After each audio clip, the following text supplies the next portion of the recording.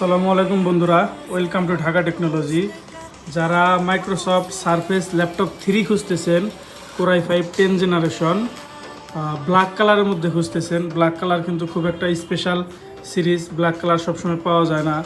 তো কনফিগারেশনটা হচ্ছে মাইক্রোসফট সারফেস ল্যাপটপ 3 কোরাই 5-এর 10 জেনারেশন। আমি দেখিয়ে দিই, কোরাই 5-এর 10 জেনারেশন। আপনারা র্যাম পাবেন 8 GB র্যাম থাকবে। র্যামের বাস স্পিড অনেক বেশি, 3733 বাস স্পিড, এবং 256 GB SSD থাকবে, 4 GB গ্রাফিক্স থাকবে, কিবোর্ড ব্যাকলাইট থাকবে, ম্যাকবুক এয়ারের মতন একটা ট্র্যাকপ্যাড থাকবে।